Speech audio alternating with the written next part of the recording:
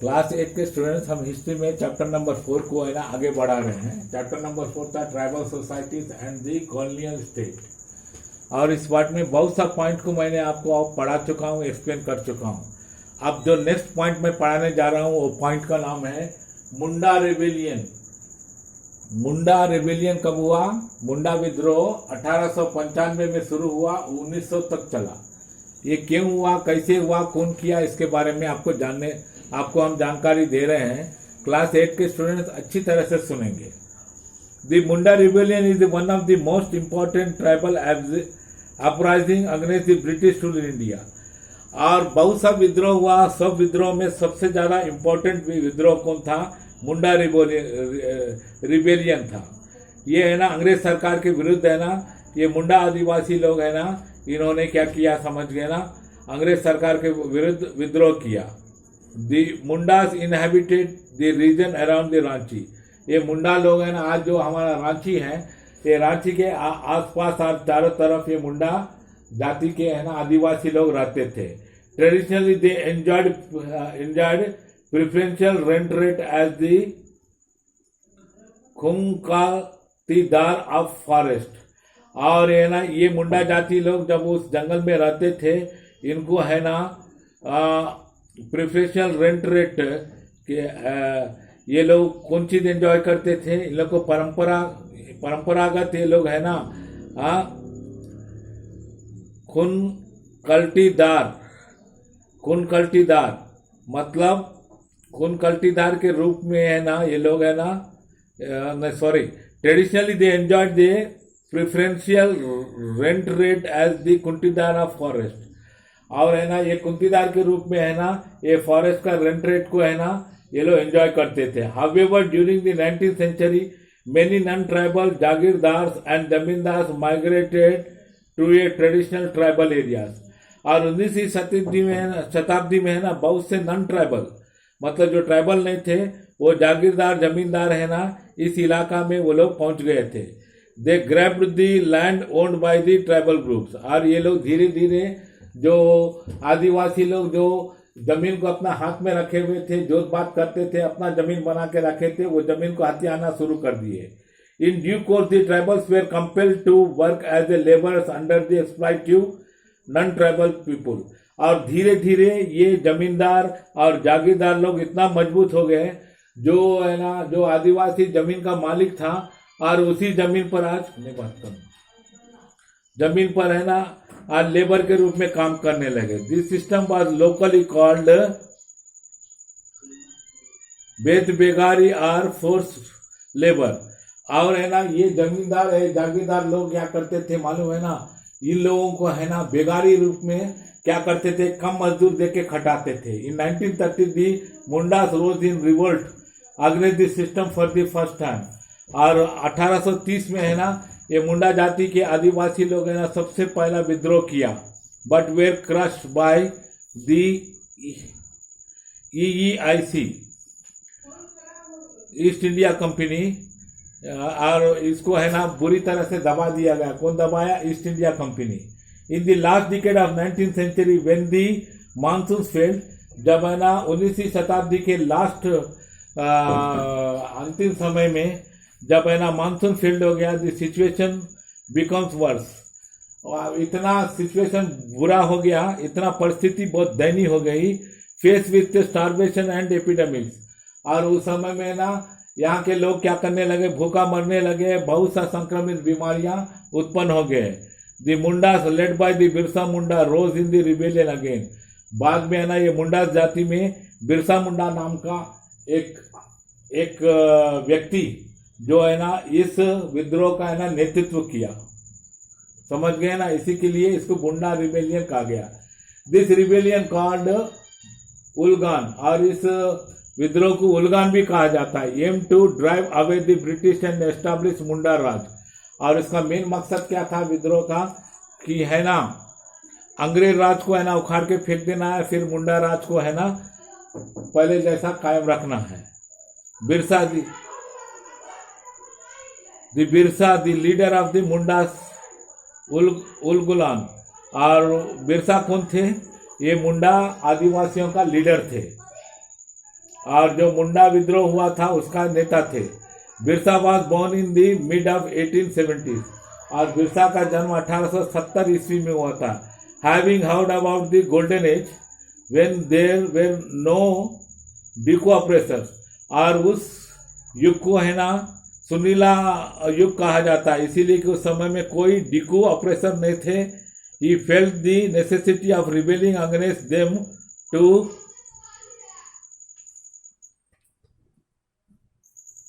He felt the necessity of rebelling against them to regain tribal and freedom. तो बाद में इनको पता चला क्या कि हमारा जो गोल्डन पीरियड था, वो गोल्डन पीरियड को है ना अंग्रेज है ना हमारे आज़ादी को भी, हमारे जमीन को भी, हमारे एरिया को भी छीन के हमको मजदूर बना दिया। तो उसी चीज को है ना वही गोल्डन पीरियड को फिर वापस लाने के लिए, अपने जमीन को वापस लेने के लिए और अपनी स्थिति को फिर अपना राज्य को पुनः जैसे पहले था अंग्रेज अंग्रेज लेने के पहले उस तरह स्थापित करने के लिए इन्होंने विद्रोह किया। In 1895 he started a new faith, urging people to give up drinking liquor and believing in witchcraft। और उन्होंने 1895 में लोगों को कहा क्या कि जो तुम शराब जो लिकर पीते हो, लिकर पीना छोड़ दो, अब है ना विश्वास करो किसमें, विचक्राफ्ट में। His many disciples saw him on an incarnation of God। सभी इनका शिष्य है ना देखा कि भगवान में बहुत विश्वास कर रहे हैं। Who possessed the supernatural powers, और विश्वास हो गया क्या कि भगवान में जो विश्वास करते हैं उसको क्या मिलता है, सुपर नेचुरल पावर्स मिलता है। They referred him as a Birsa Bhagwan, और इनमें है ना कुछ सुपर नेचुरल पावर्स इनको है ना भगवान का भक्ति करके इन्होंने प्राप्त किया था, इसी के लिए बिरसा को है ना बिरसा भगवान के रूप में भी माना गया। The popularity and political aims of Birsa Munda alarm the British government. Birsa Munda का जो पॉपुलरिटी था और पॉलिटिकल एम्स था ना, जिससे अंग्रेज सरकार बुरी तरह से घबरा गया। Birsa wanted to drive out non tribals and reestablish Munda rule. और बिरसा मुंडा ने कोशिश किया कि नॉन ट्राइबल्स जो इनका क्षेत्र में एंटर किया है उसको है ना भगा निकालना है, और है ना अंग्रेज सरकार को है ना खत्म करके है ना फिर बिरसा रूल को, मुंडा रूल को है ना अपने प्रांत में इंस्टॉल करना था।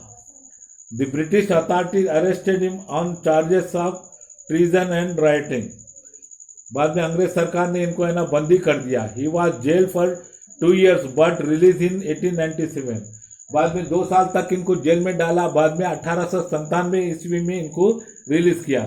Soon after release Birsa renewed his old activities. फिर जेल से बाहर आने के बाद पहले जिस तरह विद्रोह कर रहे थे फिर विद्रोह करना शुरू कर दिया।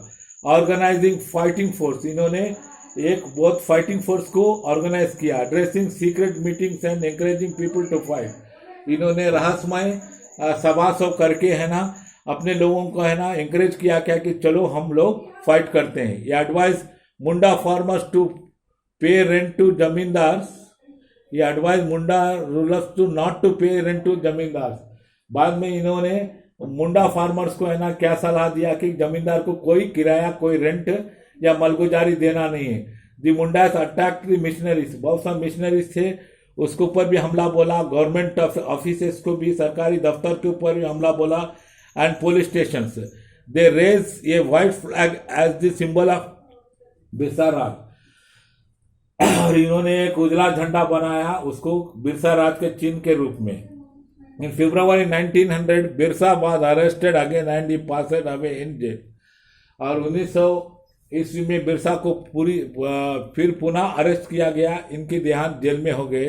With is death the movement faded away. इनकी मौत के बाद है ना ये आंदोलन समाप्त हो गया। क्या हो गया? आंदोलन समाप्त हो गया। Outcome of Munda rebellion. Yash Kumar. The Munda rebellion led to the Chota Nagpur tenancy act of 1908।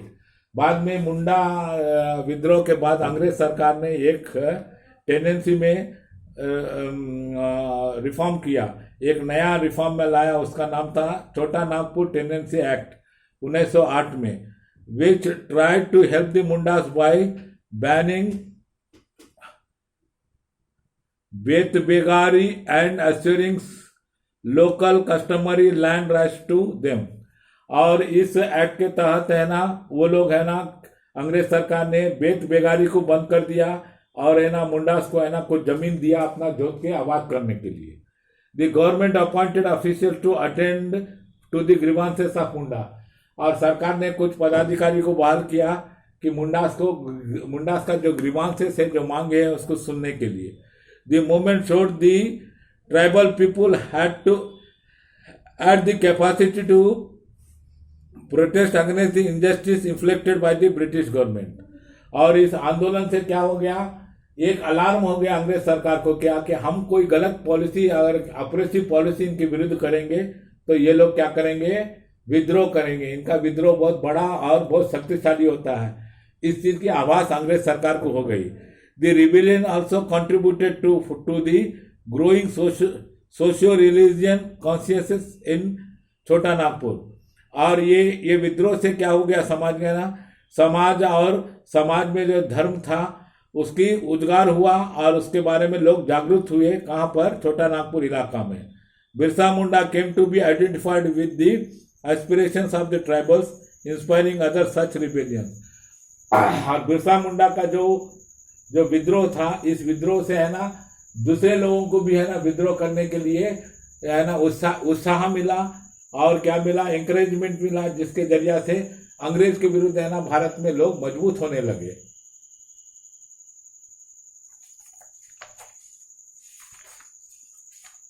इतना है। बाद में हम इसी पार्ट का दूसरा पैराग्राफ एक्सप्लेन करने जा रहे हैं। रीजनल फोकस नॉर्थ ईस्ट, तो उत्तरी पूर्वी भारत में क्या फोकस हुआ उसके बारे में सुनेंगे। खासी रिवोल्ट ये कब हुआ, 1829 ईस्वी से 1833 ईस्वी चला। After the British got the diwani rights of Bengal, जब अंग्रेज सरकार को दीवानी राइट मिल गया बंगाल बिहार और उड़ीसा का 1865 ईस्वी में, for facilitating the collection of revenue they wanted to build a road connecting the Brahmaputra and Surma valleys। और इन्होंने क्या किया, समझ गए ना, जो लैंड रेवेन्यू था इसको सुचारू ढंग से कलेक्ट करने के लिए ये लोग एक रोड बनाया। कहाँ से, ब्रह्मपुत्रा से लेके सुरमा वैलीज तक। This road has pass through the regions where the Khasi tribe resided between the. और है ना ये रोड किस होकर निकला, जहाँ पर खासी आदिवासी लोग जो रहते थे उनकी एरिया से निकला। और कहाँ से, जैंतिया और गारो हिल ऑफ मेघालय से एंड आसाम से। The British wanted to build a sanatorium in the Khasi hills. और अंग्रेज सरकार ने एक सैनिटोरियम बनाना चाहता था खासी हिल्स में। This made the native suspicious of their intention. यहाँ ये है ना सैनिटोरियम की वजह से है ना यहाँ के लोग भ्रमित हो गए, क्या ये लोग कुछ शोषण करने के लिए या गलत इरादा से इसको बना रहे हैं। द खासी resented the outsiders, the Europeans and the Bengali contractors. ये जो बनाने के लिए आए, जो अंग्रेज आए, जो बाहर के लोग आए, जो बंगाली ठेकेदार आए, सबको है ना ये सब मारना पीटना और सबको भगाना शुरू किया। When the British started constructing road joining Sylhet with Burma, जब अंग्रेज ने रोड शुरू किया सिलेट और बर्मा को जोड़ने के लिए, the Khasis led by U Tirot Singh rose in rebellion. जब खासिस का है ना नेतृत्व कौन किया था, यू टिरोड सिंह, और उन्होंने नेतृत्व करके विद्रोह कर दिया। The revolt continued for 4 years। यह है ना विद्रोह 4 साल तक चला, 1829 से लेकर 33 तक। The Khasi chiefs wanted to drive away the strangers from their territory। और ये खासी लोग चाहते थे, जो अजनबी लोग थे उनके इलाका से अजनबी सबको मार के निकालना चाहते थे।